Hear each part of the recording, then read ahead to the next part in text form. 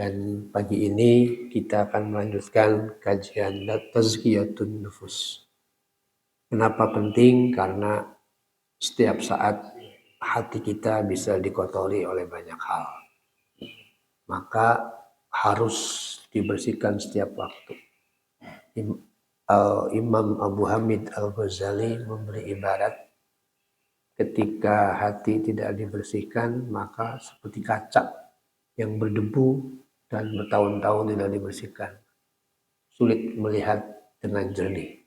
Karena itulah kita kaji satu persatu bagian dari hati yang berkarat ya. Pada dalil intinya atau garis pokoknya, konsep utamanya itu pada surat ini, bahwa Allah Azza wa Jalla menggunakan kalimat fujuroha disebut lebih dulu daripada takwaha. Ini seiring atau diperkuat oleh satu ayat di dalam Al-Insan, bahwa yuridul insanu liyafjuro amama. Manusia itu keinginan yang bersifat yafjuro amamah, selalu tampil di depan. Artinya begitu kuat tarikan untuk ittaba'u syahwat, untuk memperturutkan syahwatnya. Kita tahu di dalam Quran begitu banyak perumpamaan orang-orang yang ittaba'u asyahawat, orang-orang yang memperturutkan hawa nafsunya. Ada yang menyebutnya dengan istilah khalfun, generasi buruk, ada itu di dalam surat Maryam. Jadi orang yang ittaba'u syahwat, generasi buruk. Sebaliknya ada pula yang bahkan lebih tegas mungkin ya, disebutnya kamasalil kalbi, perumpamaannya seperti seekor anjing.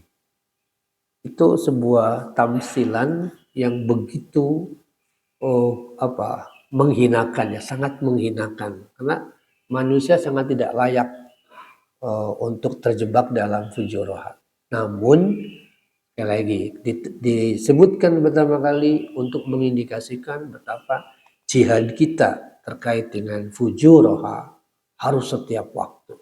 Karena ketika fujuroha menguasai, akan terjebak dalam kehidupan yang dolal, yang serba sesat, serba bingung, gelap, gulita, linglung, dan seterusnya. Pasti begini, ujungnya lafil dolalin mubin, atau kalimat lain dolalan ba'idan, sesat yang pekat ya, kesesatan yang sangat pekat atau kesesatan yang semakin jauh. Nah, celakanya ketika kejernihan itu mulai muncul, tapi di ujung senja, mungkin beberapa detik sebelum kematian, wah itu nggak mungkin. Bahwa ada hadis mengatakan Allah masih menerima taubat hatta lam yughorgir, sebelum sampai tenggorokan, tetapi untuk meraih itu sulit sekali. Ya, karena itulah kita harus terus melakukan apa yang disebut dengan tazkiyatun nufus. Ya. Baik, kali ini yang kita bahas adalah fasik. Ya. Fasik sebagai dari proses supaya kita tidak terjebak oleh fujuroha, maka diperlukan harus pembersihan. Kalau tidak kita dasaha, ujungnya khoba, akan hina. Siapapun yang fasik itu ujungnya pasti hina. Maka perlu disebut dengan qad aflaha man zakkaha. Baik, kata fasik ini orangnya ya, fasikun. Menurut Abu Ja'far At-Tabari, kata fasik secara bahasa dari maknanya al-khuruju anis syai'. Ada juga yang mengatakannya al-khuruju anil haqqi atau anit ta'atillah. Tapi intinya fasik itu menunjukkan terpisahnya diri dari bimbingan ilahi. Terpisahnya diri dari bimbingan yang suci Quranul Karim. Terkadang orang munafik dan orang kafir disebut juga orang fasik. Karena Quran kadang-kadang menggunakan istilah yang berhimpitan. Misalnya fasikun sekaligus munafikun. Meskipun dari sisi bahasa ya terjadi tadi perbedaannya. Allah menyifati iblis juga dengan fasik. Nanti kita lihat ayatnya. Fafasako. Sementara iblis itu kana minal jinni, bagian dari jin. Hingga masalahnya adalah apakah iblis itu sifat atau makhluk? Apakah setan itu makhluk atau sifat? Merujuk pada beberapa ayat Quran, iblis itu makhluk. Karena kalimatnya kana minal jinni, bagian dari jin. Kita tahu jin itu min naris samum, tercipta dari api yang dipanaskan sedemikian rupa. Kalau setan sifat. Karena itulah a'udzubillahis samil alim minasyaitonir rajim. Bukan minal jinni rajim. Bukan minan nasir rajim. Sebab jin ada yang beriman. Sebagaimana di dalam surat jin begitu, Pak. Amanna mu'min. Apa di antara kami, inna di antara kami ada yang minna mu'min, di antara kami ada yang mukmin. Tapi ada juga yang min duni zalik, ada yang sebaliknya, berarti kan kafir. Makanya tidak tepat kalau berlindung kepada jin. Berlindung kepada jin itu bahaya juga, meminta pertolongan ke dia, pasti diselewengkan nanti. Nah itu, jadi kita akan bahas pagi ini lebih spesifik adalah fasik. Berikut gambaran contohnya. Saya ulangi. Buah yang busuk disebut al-fawakuh fasiqah. Wa fawakuha. Dalam Quran kata-kata fawakuh cukup sering dipakai. Tahu saya kebanyakan kata buah al-fawakuh itu dikaitkan dengan mutakin. Jadi orang-orang bertakwa itu salah satu balasannya adalah buah-buahan. Tapi tentu di jannah sana ya. Antara lain, coba sedikit melebar dulu. Di dalam surat Al-Insan, Al-Mursalat ya, bukan Al-Insan, Al-Mursalat. Salah satu ciri khas surat Al-Mursalat adanya pengulangan satu kata mirip dengan Ar-Rahman. Fabi ayyi ala'i rabbikuma tukadziban. Cuman beda kalimatnya. Wailul yauma idzil lil mukadzibin. Itu salah satu ciri khas dari Al-Mursalat. Nah, ayat yang berkaitan dengan ini adalah innal muttaqina fi zilalin wa uyun wa fawakuha mimma yashtahun. Nah ini. Wa fawakuha. Buah-buahan untuknya yang mereka inginkan. Mimma yashtahun. Tentang buah-buahan al-fawakuh tadi diperkuat oleh Al-Baqarah 25 yang saya kira Bapak Ibu sudah sangat familiar ya. Kata-kata wa basyiril ladzina amanu wa 'amilus solihati anna lahum dan seterusnya. Ada kalimat bahwa buah-buahan ini utubihi mutasyabiha.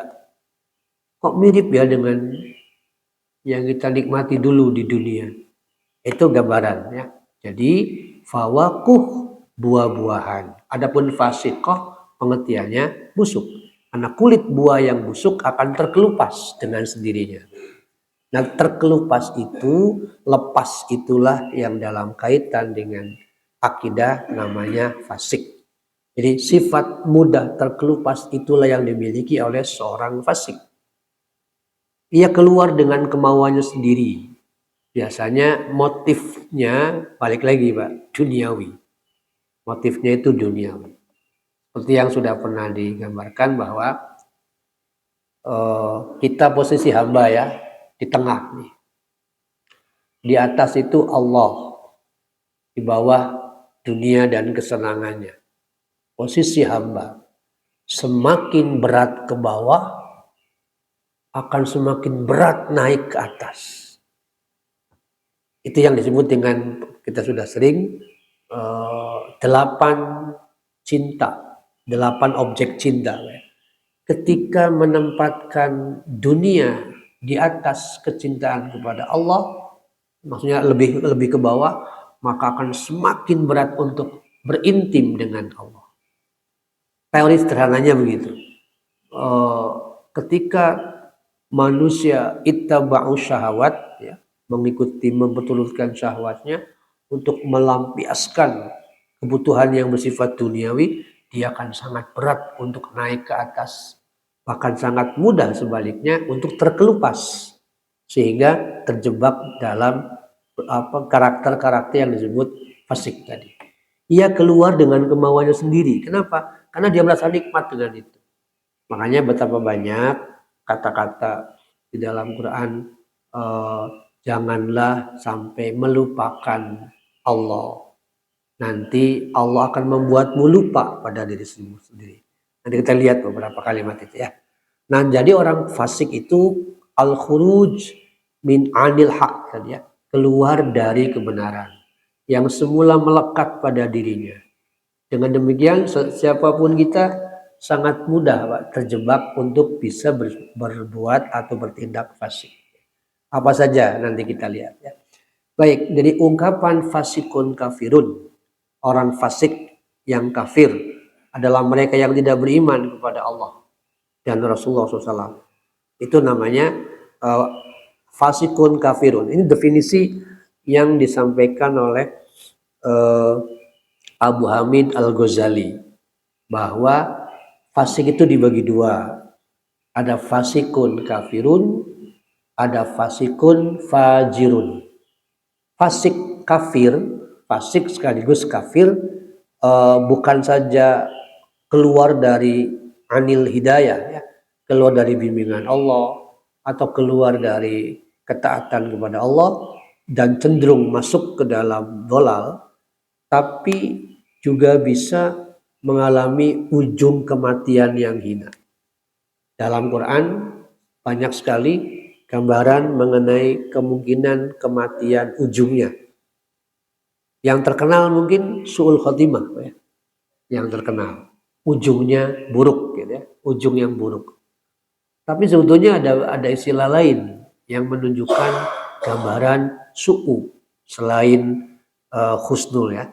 Kalau su'u atau su'ul khotimah, kematian yang hina, ada sebutan lain misalnya zolimin, kematian yang zalim. Ya, lebih khusus juga nanti kita akan bahas juga pada waktunya, ya. Ada kematian yang zolimin atau menganiaya diri.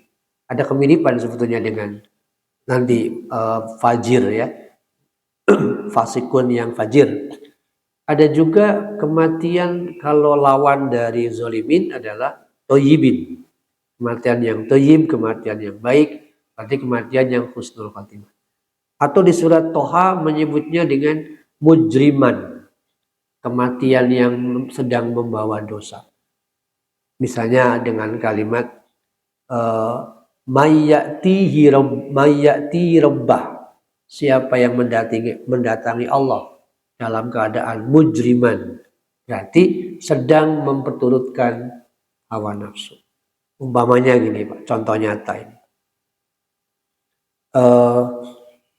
Seseorang tanpa disadari, ya, bahwa dia membuka aibnya sendiri. Ini anak SMA, Pak, Kristen kebetulan. Tanpa dia sadari, itu berbicara kepada seseorang, lalu orang itu berbicara ke salah satu jamaah. Apa katanya? Katanya singkatnya gini, anak muda, ya, kalau pacaran itu tidak mendapatkan sesuatu, ngapain pacaran? Tidak mendapatkan sesuatu itu apa? Ternyata hubungan badan. Anak-anak SMA itu. Jadi kalau pacaran tidak bisa merenggut keperawanan, buat apa pacaran? Masya Allah. Ini Kristen, Mbak, anak muda Kristen, laki-laki Kristen. Nah, ada satu peristiwa yang kemudian terjadi di Pahlawan, yakni seorang anak perempuan pulang dari ternyata nanti pacar dari orang ini, dari anak muda tadi. Dia pulang dari sebuah tempat, dia bercerita Kemudian terjadi kecelakaan di Pahlawan, tertabrak, dan perempuan itu meninggal saat itu. Padahal perempuan itu sudah dizinahi oleh laki-laki ini lebih dari 3 kali. Meninggal setelah berbuat zina. Apa artinya? Usia SMA kelas 2. Ya Allah, ya Rahman, ya Rahim. Bagi saya, itulah yadkhulu ila dolar. Anehnya lagi, dia pakai kerudung gitu loh. Itu yang membuat saya, ya Allah, ya Rahman, ya Rahim. Jadi kenapa kerudung itu tidak juga dikaitkan dengan kekuatan hatinya? Ya kan sekarang banyak sekali peristiwa itu. Ini sesuatu yang tadi ya saya bilang, kita berada dalam situasi umur untuk tungkirunaha, membuat kita prihatin, sangat-sangat prihatin. Itu peristiwa nyata yang insya Allah valid tadi ya, bahwa orang yang bercerita tadi, kamu yakin benar? Iya, saya dengar dari cerita dari dia, saya dengar sendiri, diceritakan tadi Pak. Itulah fakta yang benar terjadi. Kalau itu benar, kembali lagi betapa mudah orang hari ini melakukan fafasaqu amri rabbi, melakukan tindakan fasik. Kenapa? Karena kelemahan akidah. Mungkin bukan ramalan ya, analisis Alvin Toffler dulu. Alvin Toffler dalam buku Megatrends tahun 90-an yang sangat terkenal, itu menyebutkan begini Pak, pada tahun 2000-an ke atas katanya akan muncul generasi yang high tech but low touch gitu. 2000-an ke atas, berarti kan sekarang sudah mulai. Generasi itu akan merasakan tingginya teknologi, tetapi rendahnya moral, rendahnya cita rasa diri. Contohnya yang tadi itu, TikTokan termasuk bagian dari high tech, low touch. Tinggi teknologinya, rendah moralitasnya. Nah kondisi hari itulah yang kita khususnya generasi Z dan Alpha ya, generasi Z dan Alpha itu menghadapi tantangan yang jauh lebih berat dalam konteks ini. Begitu mudahnya mereka terjebak pada fasikun, ya. Baik kafirun kalau tidak kuat, paling minimal fasikun fajirun nantinya. Ya. Kembali ke sini. Jadi fasik itu pemahamannya. Lantas kalimat yang berkaitan dengan iblis sebagai bagian dari perbuatan fasik adalah surat Al-Kahfi ayat 50. Allah menyebut iblis fafasaqa an amri rabbih. Dia mengingkari, mendurhakai, melepaskan diri dari perintah Allah. Apa itu yang disebut perintah? Untuk menghormati Adam. Nah nanti secara lebih khusus kita akan bahas kibir ya, diulang untuk mengingatkan kembali kibir, berikut elemennya, berikut ayat-ayat yang cukup banyak sebetulnya terkait dengan apa bedanya yatakabbarun dengan yastakbirun. Karena dua kata ini terdapat di dalam Quran dalam konteks yang berbeda. Nah, salah satunya ini, selain fafasako, kenapa iblis sampai melakukan tindakan fasako? Ada dua karakter lain yang dimiliki oleh iblis. Al-Baqarah 34 menyebutnya aba wastakbaro. Sementara di dalam surat Al-A'raf Allah menyebut iblis yatakabbaro, tatakabbaro. Kok beda? Itu yang nanti kita ulas lebih jauh ya pada pembahasan tentang kibir. Yang pasti aba itu enggan, malas. Aba, enggan, malas. Kata aba ada juga dalam sabda Rasulullah SAW di bab tentang al-muhafazah ala sunnah ya, yang disolihin. Beliau mengatakan kullu ummati yadkhulunal jannah. Setiap umatku akan masuk surga illa man aba, kecuali yang enggan. Jadi setiap umat berkemungkinan masuk jannah. Yang jadi masalah itu masuknya apakah passway tiket tanpa hisab dulu atau tanpa azab dulu, ataukah ada yang diazab dulu, itu berbeda coba. Tapi yang pasti ujungnya akan yadkhulunal jannah bisa, mungkin selama akidahnya mukmin tadi ya.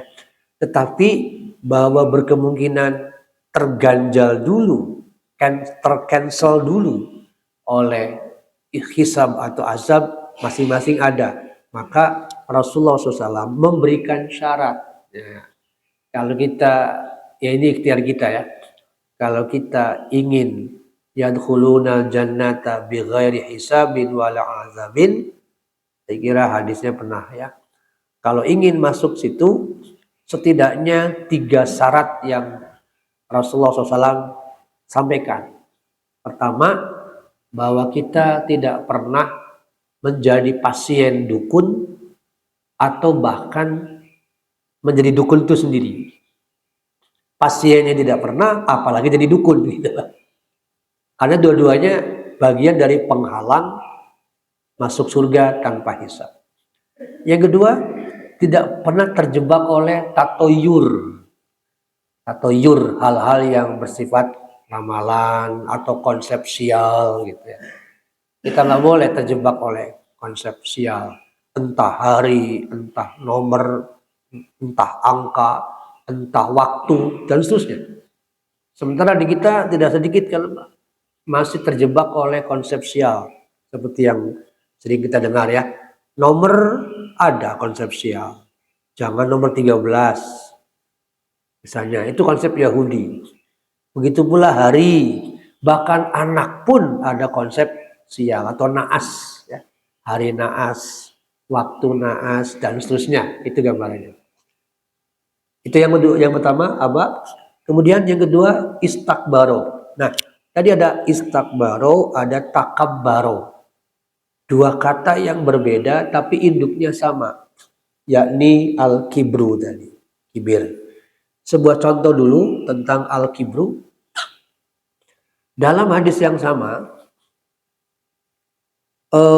disebutkan bahwa ada seseorang, inna rojulan akala inda Rasulullah SAW bishimali.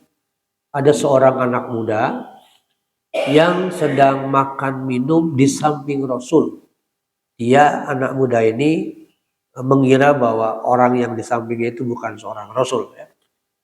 Lantas oleh Rasul, anak muda ini makan minumnya dengan tangan kiri. Lantas beliau mengingatkan, kul biyaminik, makanlah dengan tangan kananmu. Lantas dia langsung bilang, la istata'tu, nggak bisa. Hati dia menolak. Maka yang dia keluarkan kata-katanya nggak bisa. Padahal sesungguhnya dia bisa. Tapi hatinya tidak menerima ajakan itu. La istata'tu, nggak bisa. Maka Rasulullah SAW langsung menyebut kalimat la istata'ta ma mana'hu ilal kibru. Ya, kamu nggak akan bisa mengangkat tangan kananmu dan tidak menghalangi untuk mengangkat tanganmu kecuali kibir, kesombongan. Maka betul tak lama setelah itu anak muda yang enggan diingatkan tadi, tangan kanannya keplek, Pak. Tidak bisa diangkat. Kebayangkan, terbayang oleh kita ketika orang yang diingatkan hari ini kemudian tetap enggan, langsung mengalami peristiwa yang dia tidak yakini. Saya sangat yakin kalah pasti. Itulah sebabnya dalam Quran kalau kita bertanya, kenapa sih ada azab segala? Nah, gitu. Untuk apa? Azab itu banyak dalilnya ayat Quran. Tujuan akhir dari ditimpakannya azab adalah la'allahum yadarra'un. Agar mereka kalah, jatuh. Ini sudah cukup banyak, Pak. Ayat-ayat yang menggambarkan falamma ahassu ba'sana, gitu. Ketika mereka sudah melihat, sudah merasakan azab kami, mereka baru takluk di situ. Karena itulah betapapun ya orang itu merasa kuat, merasa hebat dan seterusnya, pasti ujungnya takluk ya, kalah. Dan Fir'aun adalah contoh terbaik tentang kesombongan seseorang yang berakhir hina, tapi sempat juga untuk merasa kalah dan menyerah. Fir'aun kan begitu. Ya, dalam surat Yunus diceritakan begitu, bahwa sebelum dia mati, dia sempat mengatakan dirinya amantu, aku beriman. Tetapi karena sudah di ujung dan sudah tertutup registrasinya, kata-kata amantu itu gak direspon. Andai kata-kata amantu itu dia ucapkan saat dia masih di pantai, setelah melihat laut itu berubah menjadi gelombang tinggi dan berubah menjadi benteng, di tengah-tengahnya ada jalan kering, lalu di situ dia mengatakan ini gak mungkin buatan Musa, ini pasti. Lalu dia mengatakan aman tuh, boleh jadi di situ diterima. Tapi terlambat secara tadi.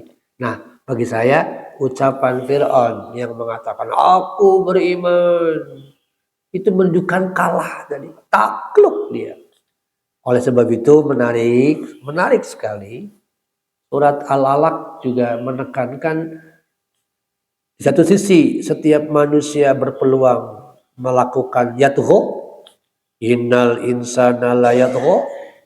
Biasanya sebabnya apa? Ar-ra'au stagna. Jadi yatgho itu suka melampaui batas, suka merasa paling kuat. Nah, kenapa sebabnya? Ar-ra'au stagna, merasa dirinya serba cukup, serba ada, fasilitas serba ada, kekuasaan ada dan sebagainya, itu sangat mudah. Tapi Allah ingatkan, inna ila rabbika ruj'a, gitu. Sungguh kamu pasti kembali kepada Allah Tuhanmu. Nah, kembali yang dimaksud seperti tadi, Fir'aun menyerah, kalah. Jangankan itu, tokoh-tokoh Quraisy, ada Uqbah bin Abi Mu'id, ada Abu Sufyan, tidak ada waktu dia, Abu Jahal, Umayyah bin Khalaf, Ubay bin Khalaf dan sebagainya, tetap terkesiap takut ketika Rasulullah SAW dengan kalimat yang melengking keras menurut Al-Mubarakfuri sampai berdoa kepada Allah untuk membinasakan mereka. Jadi sedemikian kejinya mereka melakukan kebiadaban kepada beliau sampai terungkap Allahumma ya Allahumma alaik bi Abi Jahli, Allahumma alaik bi Uqbah, Allahumma alaik, disebutkan Pak 7 orang. 7 orang disebutkan oleh Rasulullah SAW karena merasa ini sudah keterlaluan tindakannya.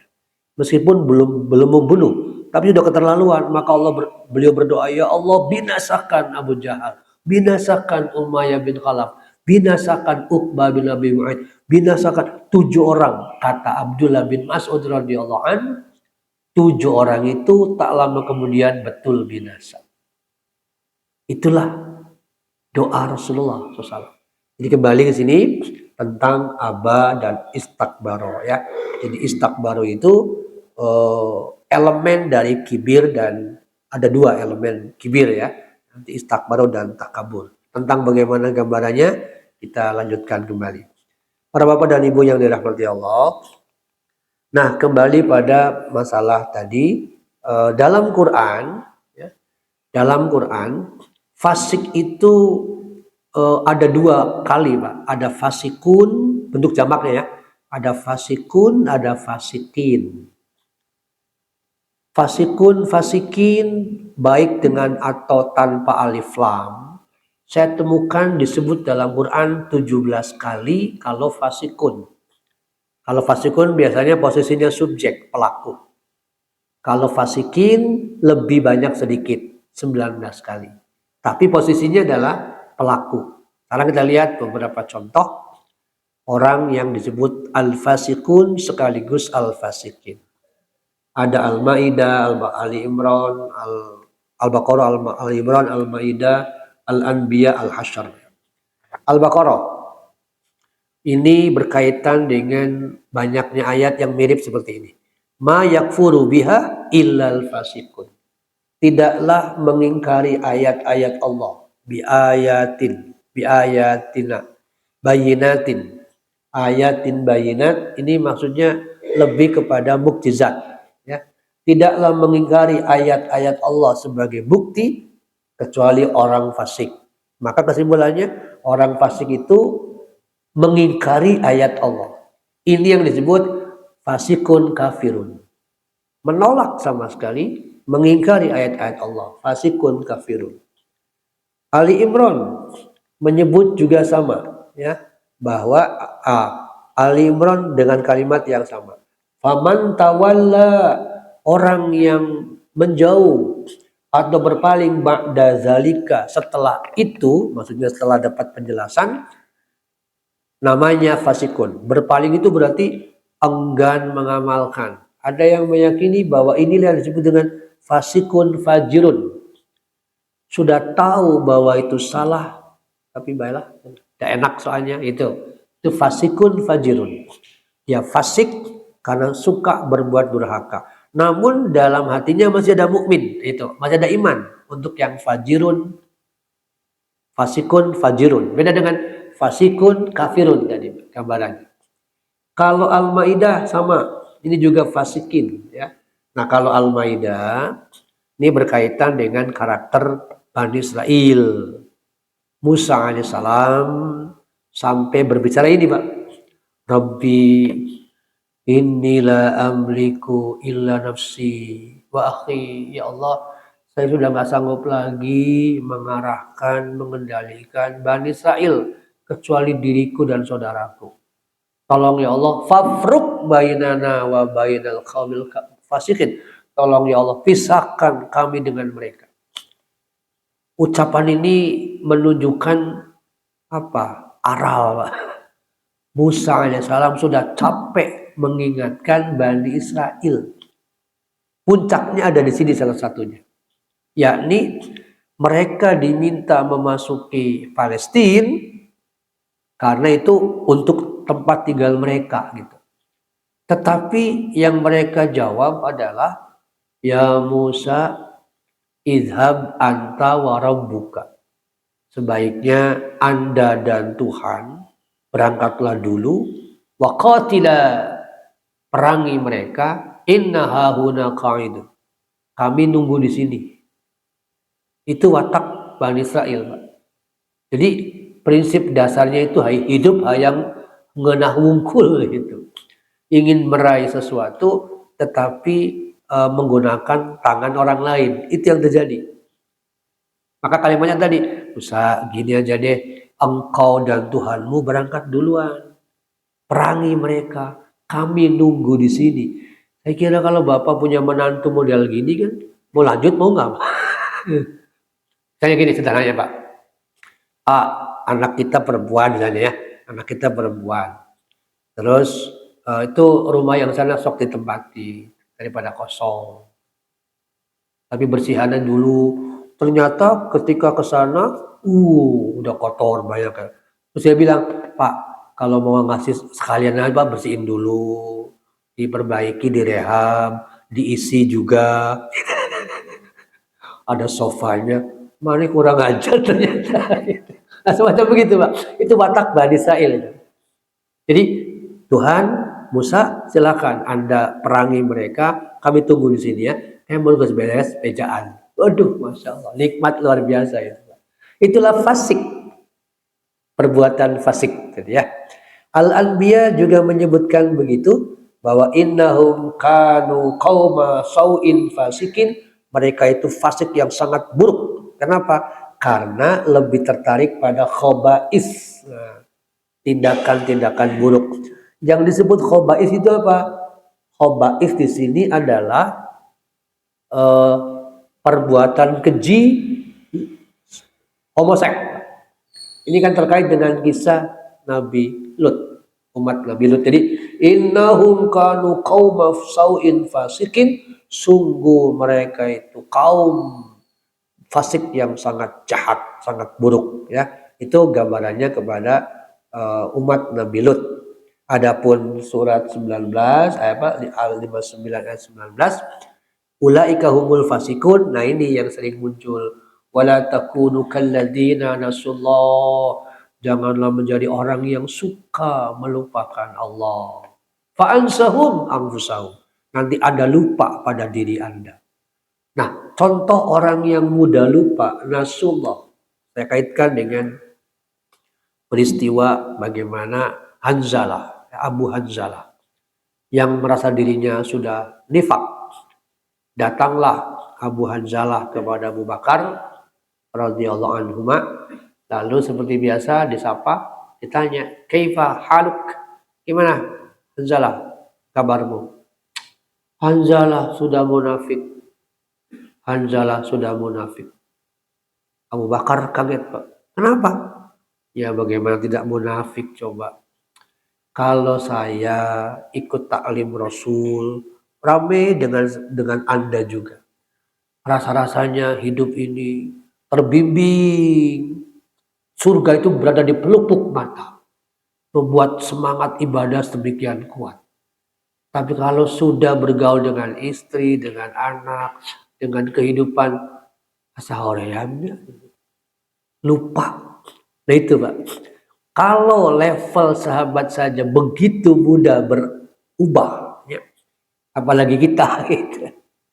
Itulah sebabnya kita diingatkan tadi jangan sampai lupa Allah.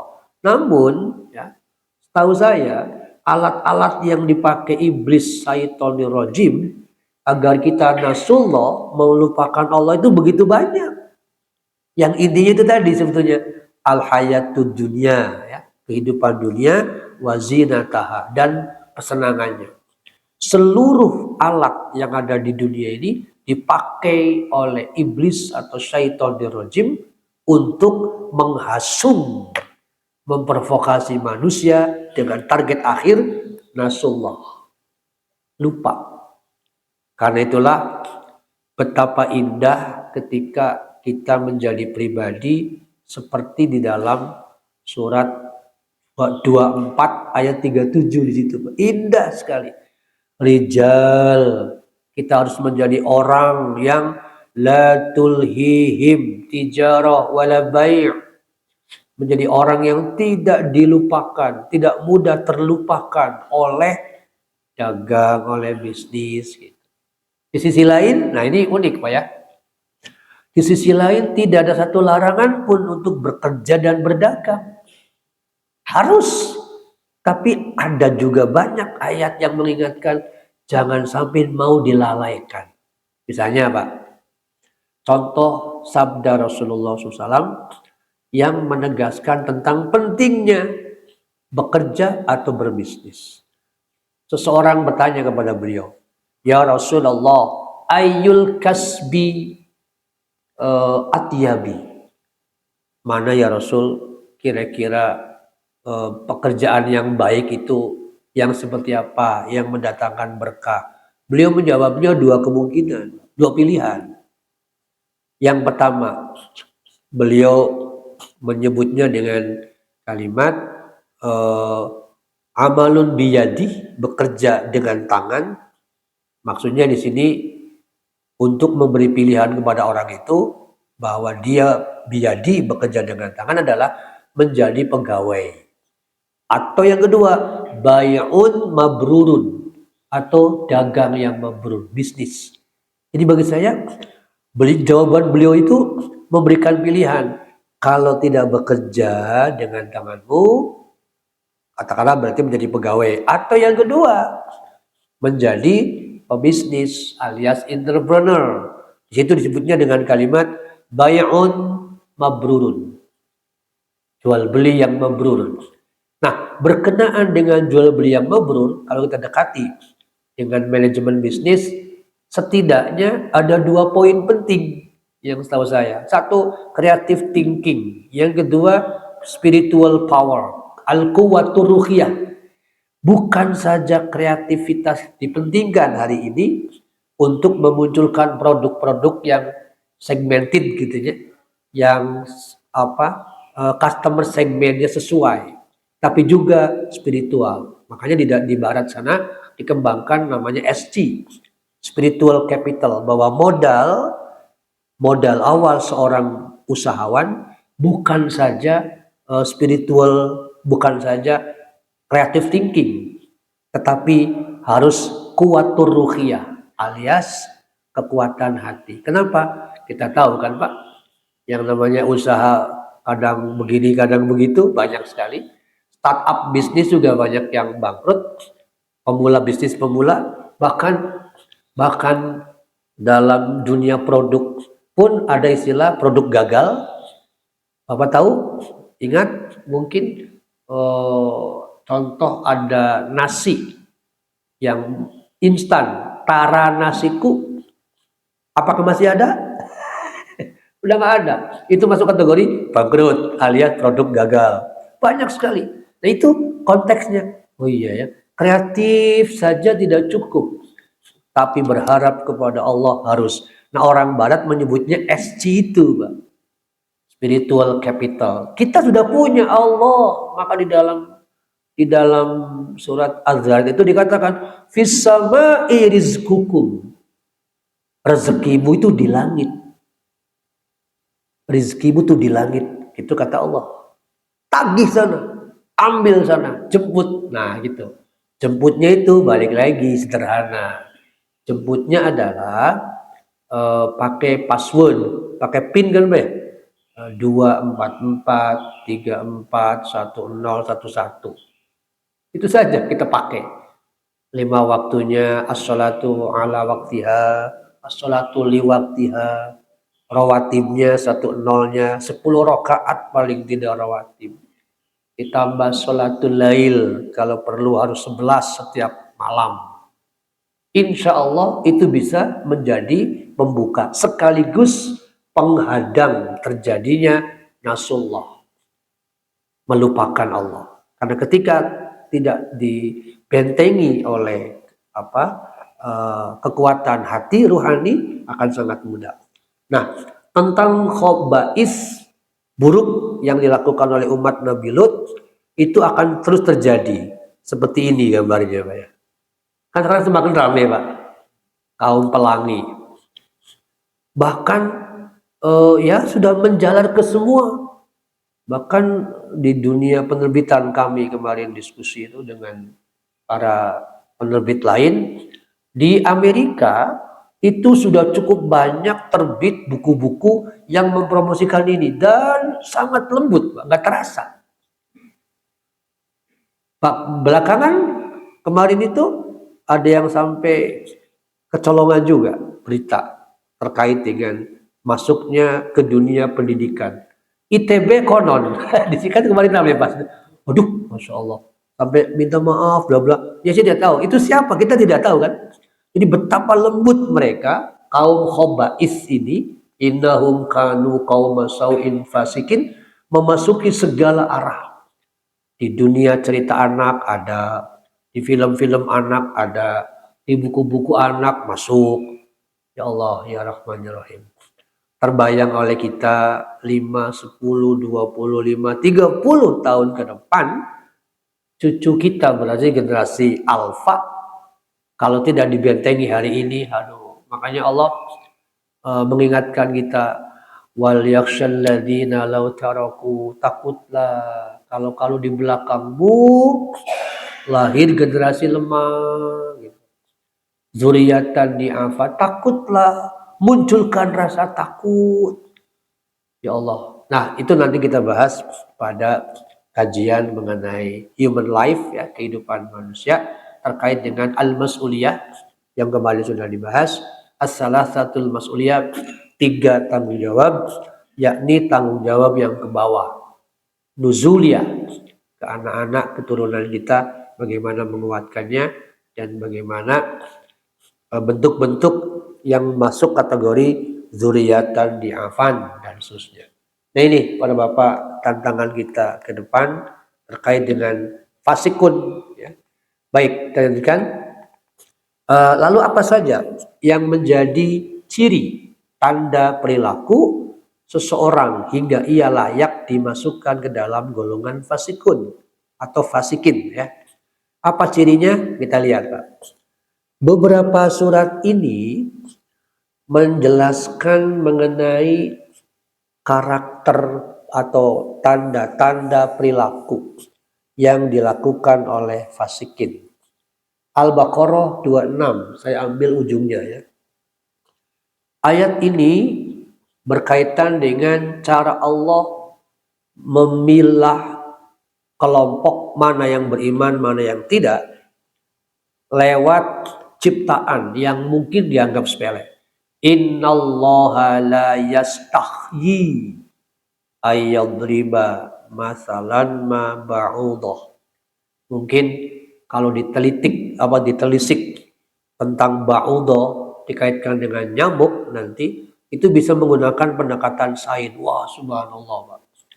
Nyamuk yang Bapak lihat kecil sekali itu ternyata jaringannya rumit sekali. Jaringan tubuhnya, Pak. Dan punya kepekaan sumutnya itu. Ya Allah, coba. Kalau mata kita nembus nggak, Pak? Lihat nyamuk. Berapa diameter? Kan mikro kan? Diameter alatnya itu. Yang celak masuk ke kulit, sedot. Itu berlubang sebetulnya. Tapi caranya kumaha coba. Ya Allah. Itu sekian ribu kali baru kelihatan lubangnya sebesar apa. Kalau cuma ngeliat gini, nggak akan sanggup. Makanya di situ Allah tidak malu untuk membuat sebuah perumpamaan meskipun hanya seekor nyamuk yang kecil sekali. Tapi di sana, Pak, ya Allah. Nah, saya yakin kalau kita melihat bagaimana tubuh nyamuk, Allahu Akbar gitu. Ini bagian dari ayat Quran, mukjizat ya. Mungkin kita lihat nanti lain waktu. Nah, siapakah al-fasikin? Alladzina. Dalam kajian tafsir, alladzina itu masuk kategori isim mausul. Kalau pakai tata gramatika nahwiyah ya. Isim mausul yang menyambungkan antara kata sebelumnya dengan kalimat setelahnya. Jadi kalau ditanya man humul fasikin, siapakah mereka orang fasik itu? Alladzina, yaitu orang-orang yang. Di sini setidaknya 3 karakter kalau di ayat 27 ya. Ayat 27 Al-Baqarah. 1. Alladzina yanquduna ahdallah mim ba'di mitsaqih. Ini poin pertama. Memutuskan melanggar perjanjian awal. Saya mencoba membuka tafsir Ibnu Katsir terkait dengan makna ini. Apa kira-kira yang disebut dengan yang kudun, memutus, melanggar perjanjian dengan Allah, padahal perjanjian itu sudah misaki, kokoh. Nah, salah satunya beliau mengutip bahwa perjanjian yang dimaksud adalah perjanjian akan antara Allah dengan setiap hamba, yakni sebelum tepatnya setelah janin itu sempurna fisiknya, Pak, lengkap, tetapi belum hidup, Allah kemudian memasukkan ruh. Sebelum ruh masuk ke dalam jasad, Allah bertanya. Nah, itu yang disebut dengan akad tadi. Alastu birabbikum, bukankah aku Tuhanmu? Nah, kalimat alastu birabbikum itu yang disebut dengan ahdallah, perjanjian dengan Allah. Dan disebut misaki karena setiap ruh yang ditanya langsung bala syahidna, ya kami bersaksi. Itu sudah deal berarti, Pak, misaki. Tetapi nah itu ketika mereka lahir ke dunia, kesepakatan dulu untuk menjadikan Allah sebagai sesembahan dibatalkan sepihak oleh dia, oleh manusia itu. Maka manusia yang membatalkan secara sepihak perjanjian dengan Allah alias tidak mau mengesahkan Allah, namanya fasik. Dalam konteks lain, ketika seseorang memutuskan perjanjian sepihak dengan seseorang hanya karena melihat untungan materi, namanya fasik. Itu bahaya juga, Pak. Itu karena kembali lagi fujuroha tadi kan. Orang kalau sudah melihat langsung direkayasa oleh dia, kongsinya jadi pecah untuk saya nggak bisa, pengen sendiri aja, ingin lebih banyak dapat keuntungannya, itu bisa melakukan pengkhianatan, fasik. Yang kedua, yaqta'una ma amarallahu bihi ayyusholat, memutuskan sesuatu perintah Allah yang seharusnya dia sambung. Ada yang mengatakan termasuk ayyusholat ini adalah putus silaturahim. Ketika seseorang memutuskan kekerabatan dengan saudaranya hanya karena persoalan waris, fasik ya. Cuman fasiknya bukan fasik kafir gitu, tapi fasik fajir. Fasik fajir, fasik yang fujuroha tadi, yang belum batal syahadat tapi sudah masuk kategori dosa besar. Ini jadi yaqta'una harusnya disambung, oleh dia tidak, karena faktor materi. Makanya jangan kaget seperti yang sudah sering diulas ya, bahwa pengelolaan harta waris kalau tidak dengan ilmu, tidak dengan hati yang tahabu gitu, saling mencintai, akan sulit. Sebetulnya bukan sulit kan, mudah. Yang jadi masalah itu tadi, penghalangnya berupa yajiduna fi anfusihim haraj. Adanya penghalang begitu kuat dalam hatinya berupa sifat rakus, ya, sifat tamak dan seterusnya. Kemudian yang ketiga, yufsiduna fil ardi, merusak bumi, merusak lingkungan. Di sini barangkali hebatnya, salutnya kita kepada Greenpeace ya. Kan Greenpeace sangat peduli tuh kepada lingkungan. Sebaliknya tidak sedikit orang yang justru demi usaha dia harus merusak lingkungan. Makanya para fasikin yaitu senangnya yufsiduna fil ardi. Dalam Quran saya kira di awal-awal Al-Baqarah kan udah banyak. Ala innahum humul mufsidun. Sebetulnya mereka yang merusak lingkungan, tapi sok merasa diri kami menjaga lingkungan. Itu gambarannya Pak ya. Jadi 3 menurut ayat 27 surat Al-Baqarah terkait dengan orang-orang fasik. Nah, surat Al-Munafikun ada juga bahwa innallaha la yahdil qaumal fasikin. Itu orang fasik akan sulit mendapatkan hidayah Allah. Karena Allah sudah mengancam juga, Allah tidak akan membimbing dia. Kenapa? Ini gambarannya. Bagaimana bisa Allah membimbing dia? Dia sendiri sudah melepaskan hubungan dengan Allah. Terkelupas tadi ibaratnya. Kacang kulit yang terkelupas itu yafsuk kan namanya. Sehingga tidak dia dengan kemauan sendiri keluar, tidak mau. Mungkin kalau pakai bahasa WA dia langsung unfollow, kalau pakai bahasa Facebook ya langsung unfollow, atau dia langsung keluar gitu ya. Itu menggambarkan bahwa ada keinginan kuat pada dirinya untuk keluar. Makanya Allah nggak mungkin memberi dia hidayah. Orang Allah tadinya Allah mau memberi hidayah dia, tapi dia sendiri lepas, yang menunjukkan bahwa dia enggan dibimbing, diarahkan. Itu fasikin, enggan diarahkan, enggan dibimbing. Ya. Begitu pula contoh lain, siapa fasik di sini? Mungkin tambahannya, humul ladzina la yaquluna la tunfiqu ala man inda Rasulillah SAW. Keengganan, provokasi mungkin lebih tepatnya. Ciri lain adalah orang fasik itu memprovokasi orang lain untuk tidak berinfak. Sementara kita lihat di dalam Al-Ma'un justru kita harus sering menganjurkan berinfak. Karena pendusta agama bukan saja mengingkari ayat Quran, tapi juga termasuk di dalamnya tidak wala yakhuddu ala ta'amil miskin. Kalau menganjurkan saja tidak, apalagi infak sendiri. Paling tidak menganjurkan itu bagian dari sedekah juga ya, untuk berbuat baik. Nah itu para bapak dan ibu yang dirahmati Allah, bahwa orang-orang fasik bisa dengan sangat mudah menjadi provokator bagi orang lain, yang mementahkan semangat orang lain. Padahal seharusnya mendorong orang lain sesama mukmin untuk semakin kuat dalam konteks ibadah. Yang terakhir al-hujurat.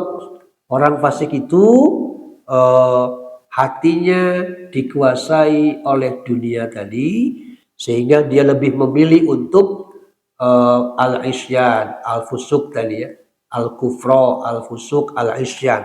Al-isyan ini sama dengan maksiat. Al-isyan kita menyebutnya kedurhakaan. Ya. Jadi maksiat itu sesungguhnya dari kata Arab ya, aso, yang berarti melawan, menentang, membangkang, mendurhakai, atau mirip dengan enggan tadi ya, aba. Para bapak dan ibu yang dirahmati Allah, nah ini yang tadi sudah saya kutip gambaran menurut Ibnu Katsir ya, bahwa yang kuduna itu berkaitan erat dengan perjanjian di alam ruh dulu. Makanya bapak ibu ingat, setiap anak sudah dalam keadaan suci, tergantung pada orang tuanya. Nah, supaya anak ini kelak tidak menjadi fasikin, maka proses pengawalan, caring and coaching, ada perawatan, ada pembimbingan. Lagi-lagi tarbiyatul abna, pendidikan anak, pendekatannya Quran. Ya, insya Allah kita semua tidak boleh berhenti ya, meskipun anak-anak kita sudah dewasa, tetap harus diisi rohaninya. Karena itu secara pribadi saya sama, harus kumpul paling tidak sepekan sekali ngaji, kita bahas tiap diisi, atau lewat obrolan santai atau lewat formal, pokoknya jangan harus mengatakan fahzaruhum, waspadai mereka, sebagaimana yang sudah disebutkan. Para bapak, fasik sekali lagi salah satu ayat yang paling penting tadi, yang paling jelas ciri-cirinya, paling tegas urutannya ya ini yang tadi sudah dibahas ya, Al-Baqarah 27. Ujungnya kalau orang itu mati dalam keadaan punya 3 itu, pasti dia khosirun. Faulaika humul khosirun. Pasti dia khosirun. Demikian para bapak tentang fasik. Dan setahu saya dalam Quran ada kalimat bima kanu yafsukun, itu kurang lebih 7 kali disebutkan oleh Allah berkaitan dengan azab. Bahwa kebanyakan azab yang Allah timpakan dulu, ada kalimat di belakangnya bima kanu yafsukun, karena perbuatan fasik mereka.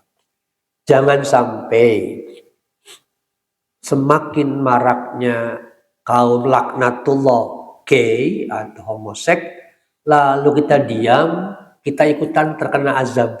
Nauzubillah. Kan itu sudah masuk bima kanu yafsukun. Lalu kita cuek, nggak peduli.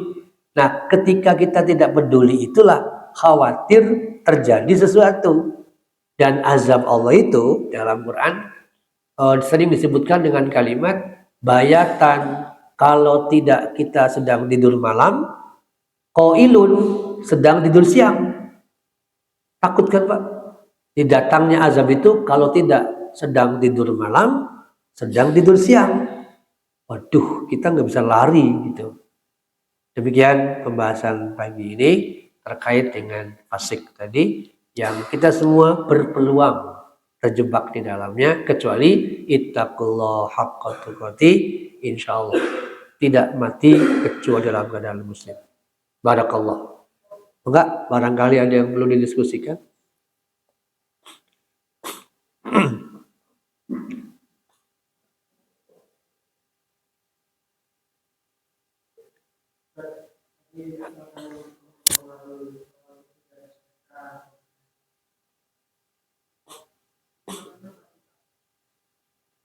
Kalau dilihat dari klasifikasi yang dilakukan Abu Hamid Al-Ghazali, masuk fasik itu kan ada dua, Pak. Ada fasikun kafirun, ada fasikun fajirun. Nah, orang yang masuk kategori enggan berinfak atau bahkan enggan menganjurkan mengajak orang, itu bisa terjebak pada fasik yang kedua, fasik fajir, fasik yang durhaka, yang tadi fujuroha wa taqwaha. Tetapi nah, kalau sikap itu dibiarkan terus, ya bahaya juga, akan mengental nantinya. Itu masuk kategori fasik fajir, fasik yang belum batal secara syahadat, taubatnya pun tidak seperti fasik kafir.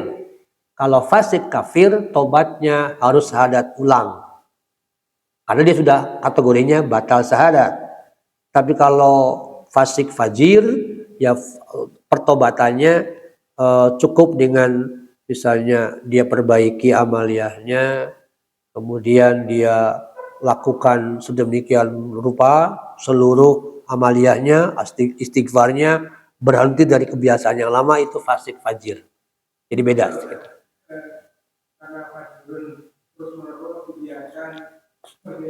Sangat mungkin menjadi fasikun kafirun ketika berulang. Kalau lama-kelamaan namanya hati akan semakin mengeras, bahkan mati. Ketika hatinya mati, nah itu berkemungkinan dia berubah dari status fasikun fajirun menjadi fasikun kafirun. Nauzubillah. Saya kira faktanya udah banyak sebetulnya, gambarannya. Itu. Kenapa? Kalau maksiat itu berarti sebagian dari fasik fajir saja ya, maksiat. Ya. Maksudnya kan berbuat jahat. Betul. Sekarang tadi tidak mau bersedekah, apa itu maksiat atau bukan? Oke. Maksiat itu kejahatan. Ya, secara bahasa asal kata maksiatun itu sesungguhnya dari kata aso, yang kalau saya buka kamus tadi arti awalnya menentang, membangkang, melawan, mendurhakai. Nah, itu maknanya. Lantas maksiatun berarti tindakan menentang, melawan. Saya kira kalau mendengar kata-kata ini melawan wae kan sudah terlihat ya, menentang, melawan itu maksudnya apa yang terdapat di dalam perintah Allah Quran, sunnah Rasulullah SAW oleh yang bersangkutan, nggak penting lah, itu maksudnya kategori jahat tadi, Pak. Nah, secara aplikasi maksiat itu ditujukan pada siapapun yang Qurannya mengatakan begini, dia melakukan begitu. Itu namanya maksiat. Jadi jangan membayangkan bahwa maksiat semata-mata yang sering kita sebut kejahatan seksual misalnya ya, atau kalau pakai bahasa kalau nggak salah nih Sunan Bonang, madon, apalagi Pak, madat, maling, main, mateni ya. Nah 5 kan disebutnya. Bukan hanya itu maksiat. Tadi ketika kata Quran bagilah waris sesuai gitu ya, sesuai dengan furudul muqaddaro, kalau kita bilang nggak usah, bagi sama saja, itu maksiat juga. Kenapa? Dalilnya antara lain An-Nisa, may ya'shillaha wa rasulah.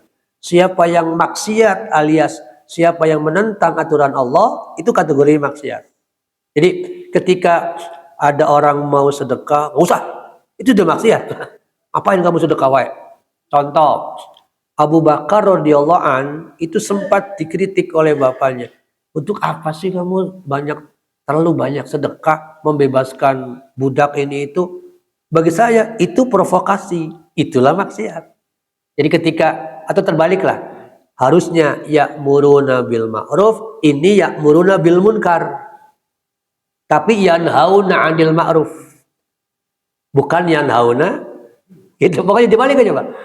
Kalau mukmin kan ya'muruna bil ma'ruf wa yanhauna 'anil munkar. Kalau fasik ya'muruna bil munkar wa yanhauna 'anil ma'ruf.